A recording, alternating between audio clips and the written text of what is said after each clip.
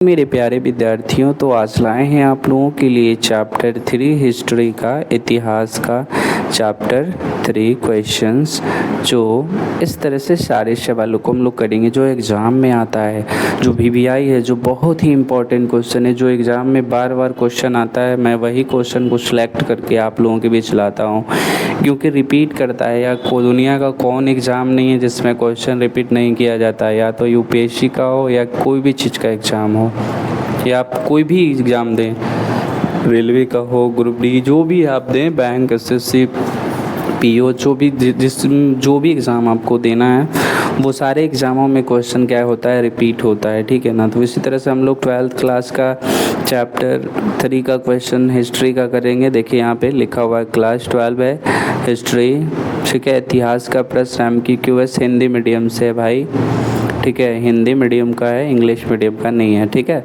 लेकिन Hindi medium English medium दोनों पढ़ना चाहिए, ताकि आप लोगों के लिए बहुत उपयोगी हो। हिंदी मीडियम में ज़्यादा समझ में आएगा कोई भी चीज़ें, इंग्लिश मीडियम में ज़्यादा समझ में नहीं आएगा। अगर शुरू से आप बिहार बोर्ड से हैं तो हिंदी मीडियम ही रहेगा तो अच्छा रहेगा। चलिए हम 2 पार्ट्स में इसको करेंगे, आज पार्ट 1 करेंगे, कल पार्ट 2 करेंगे, ठीक है।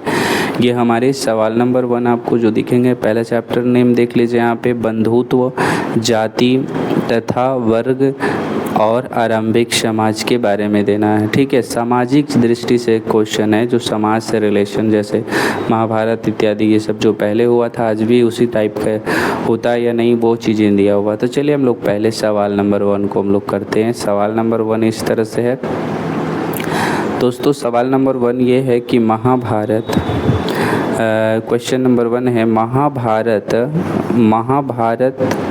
कलर इसमें चेंजिंग कर लेते हैं। महाभारत का युद्ध, का यहाँ पे छूट गया है, ठीक है, यहाँ पे हम लोग का लिख लेंगे।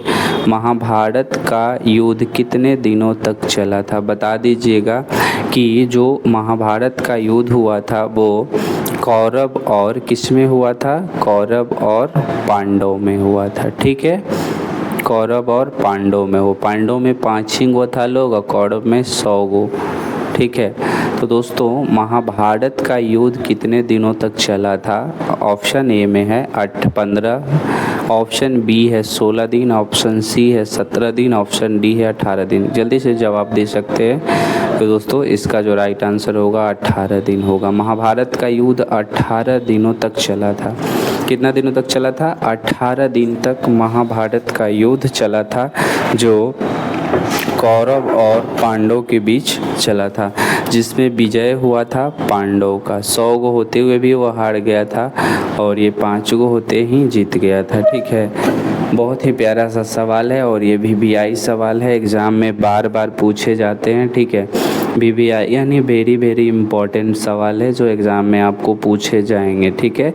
वीवीआई ये क्वेश्चन ज़रूर आपके एग्ज़ाम में आएंगे 2025 में, तो आप लोग ज़रूर से इसको आप लोग नोट कर लीजिए। चलिए हम सवाल नंबर 2 की तरफ चलते हैं। सेकंड सवाल ये है, सवाल नंबर 2 है, दूसरा सवाल है, महाभारत की रचना किस भाषा में हुई। बताइए कि महाभारत की जो रचना हुई है किस भाषा में हुई, लैंग्वेज बताना है। ऑप्शन ए संस्कृत, बी पाली, सी प्राकृत और डी हिंदी में। कौन सी भाषा में जो है हमारी महाभारत लिखी गई है, जल्दी से कमेंट करके बता सकते हैं। संस्कृत है, पाली है, प्राकृतिक है या हिंदी भाषा है, ठीक है। तो सबसे पहले जो महाभारत की रचना हुई थी वो भाषा था संस्कृत। संस्कृत को हम लोग देव भाषा भी कहते हैं, ठीक है, देव भाषा भी कहा जाता है। पाली भाषा जो बुद्ध भगवान के बारे, प्राकृतिक भी उन्हीं, और हिंदी जो है हम लोगों का मातृभाषा है, ठीक है। चलिए इसका जो राइट आंसर होगा ऑप्शन ए होगा संस्कृत। संस्कृत भाषा में महाभारत लिखा गया है, ठीक है। चलिए सवाल नंबर 2 करेंगे दोस्त, मेरे प्यारे प्यारे स्टूडेंट्स। सवाल नंबर देख लीजिए यहाँ पे है थर्ड सवाल है, तीसरा नंबर सवाल है भाई कि महाभारत की किसने लिखा, महाभारत किसने लिखा, बताना है कि महाभारत जो है वो किसने लिखा। क्वेश्चन बहुत इम्पोर्टेंट है, ये भी एग्ज़ाम में आएंगे आपको ज़रूर। VBI वेरी वेरी इंपॉर्टेंट है। महाभारत कौन लिखा? वाल्मीकि, मनु या कौटिल्य या महर्षि वेद व्यास? जल्दी बताइए, 4 ऑप्शंस हैं, ठीक है। 4 ऑप्शंस में आपको बताना है कि महाभारत को लिखा किसने था, कि उस तरह के जो पांडव और कौरव में युद्ध हुआ, दोनों में पांडवों का विजय हुआ, तो दोनों के वार्तालाप के बारे में पूरी तरह से जो पढ़ा होगा वही ना लिखा होगा, पूरी तरह से देखा होगा वही ना लिखा होगा भाई। क्योंकि बताइए, वाल्मीकि जी, मन्नु जी, कौटिल्य जी और ये महर्षि वेद व्यास कौन लिखे? तो दोस्तों इसका राइट आंसर होगा महर्षि वेद व्यास। इन्होंने ही महाभारत की रचना या लिखा, महाभारत को लिखा था इन्होंने। और वाल्मीकि जी रामायण लिखे थे। कौन लिखे थे? रामायण का रचयिता वाल्मीकि जी हैं, क्योंकि ये रामायण लिखे थे, ठीक है। और मनु, ये मनु स्मृति में किसकी यात्रा वृत्तांत? मनु का मिलता है, मनु स्मृति का लेखक मनु। कौटिल्य अर्थशास्त्र का क्या होता है? रचनाकार, पिता अर्थशास्त्र का। और महर्षि वेद व्यास जो हम लोग महाभारत, कौटिल्य अर्थशास्त्र के लिए जाने जाते हैं, ठीक है। चलिए हम सवाल नंबर 4 करेंगे दोस्त। 4 जो सवाल नंबर है इस तरह से है, ठीक है। सवाल नंबर 4 ये है क्वेश्चन कि जाति का लक्षण नहीं है। कौन इसमें जो है आपको जाति का लक्षण नहीं दिखता है? ऑप्शन ए अंतर्विवाह, ऑप्शन बी श्रम विभाजन, ऑप्शन सी साम्य और डी अनुवंशिकता। अंतर्विभाजन के बारे में आपको जाति का लक्षण नहीं है वो बताना है। तो इसमें जो राइट आंसर होगा चौथा का, option C is the correct answer of साम्य। 4 का आंसर क्या होगा? साम्य इज द करेक्ट आंसर। चलिए सवाल नंबर हम लोग करेंगे 5। थोड़ा बड़ी क्वेश्चंस हैं लेकिन कोई दिक्कत नहीं है, ठीक है, लोग इसे भी कर ही लेंगे। चलिए देखिए सवाल नंबर यहाँ पे है 5। भवन शब्द का प्रयोग अपने मूल शब्द में भारतीय योनियों के लिए किया जाता था, किंतु प्रथम सदी ईस्वी के आसपास इस शब्द का प्रयोग बिना किसी भेदभाव के किए जाने लगा। कौन ऐसा शब्द है जो भवन शब्द का प्रयोग अपने मूल शब्द में भारतीय यूनियनों को के लिए किया जाता था, किंतु प्रथम सदी ईस्वी के आसपास जो है इस शब्द का प्रयोग बिना किसी भेदभाव के किया जाने लगा? बता दीजिए। ऑप्शन ए ब्राह्मण के लिए, ऑप्शन बी बौद्ध के लिए, ऑप्शन सी जैनियों के लिए, ऑप्शन डी विदेशियों के लिए। कौन सा राइट आंसर होगा? तो सवाल नंबर 5 का इसका आंसर डी ऑप्शन होगा, विदेशियों के लिए। सारे शब्द जो इस्तेमाल किए जाते थे वो विदेशी के लिए, option D is the correct answer. चलिए सवाल नंबर हम लोग करेंगे 6 सवाल नंबर ये है, सवाल नंबर 6 है, किस काल में वर्ण व्यवस्था वंशानुगत जाति के परिवर्तन से हो गई? ऑप्शन ए है उत्तर वैदिक, ऑप्शन बी है गुप्त काल में, ऑप्शन सी है गुप्तोत्तर काल में, ऑप्शन डी है पूर्व मध्य काल में। तो बताइए कौन इसका राइट आंसर होगा? जल्दी से कमेंट कीजिए कि इस सब में कौन सा राइट आंसर होगा जो इन क्वेश्चन का जवाब है। तो इसका राइट आंसर होगा ऑप्शन ए उत्तर वैदिक काल में, option A is the correct answer. चलिए सवाल नंबर करेंगे 7 सवाल है, बहुत ही प्यारा सा सवाल है भाई आप लोगों के लिए। सवाल नंबर 7 ये है कि गोत्र किसका सूचक था? बताइए गोत्र किसका सूचक था?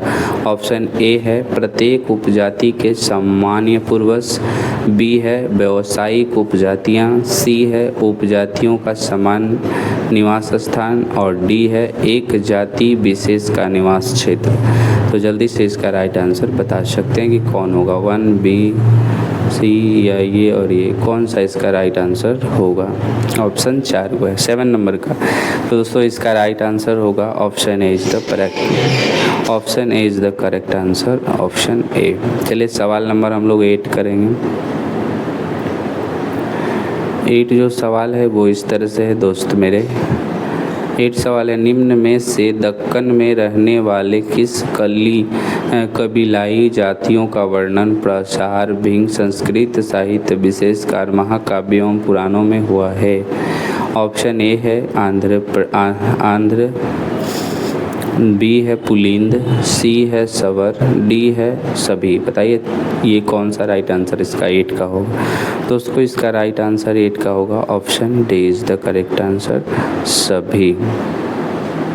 चलिए सवाल नंबर हम लोग करेंगे 9 सवाल नंबर ये है, 9 हमारा सवाल है, वर्ण अलंकार की संकल्पना सबसे पहले बार मिलती है किससे? ब्राह्मणों में या उपनिषदों में या धर्म सूत्रों में या स्मृतियों में? जल्दी बताइए, ए या बी या सी या डी, कौन सा सही होगा? तो 9 नंबर सवाल का आंसर डी होगा, ऑप्शन डी, स्मृतियों में। क्या होगा? स्मृतियों में। चलिए सवाल नंबर हम लोग करेंगे 10 नंबर सवाल जो है दोस्त वो हमारा 10 नंबर सवाल ये है, महाभारत का समालोचनात्मक संस्करण कितने वर्षों में तैयार हुआ है? ऑप्शन ए 37, बी 36 और सी 35 और डी 34। जल्दी बताइए सवाल नंबर 10 का आंसर कौन सा होगा? तो option A is the correct answer, 37। चलिए सवाल नंबर हम लोग करेंगे 11 सवाल है,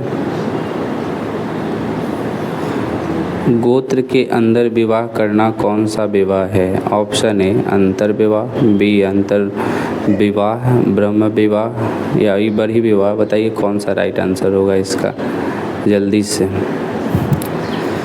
तो दोस्तों 11 नंबर सवाल का राइट आंसर होगा, option A is the correct answer, अंतर विवाह। Option A is the correct answer. सवाल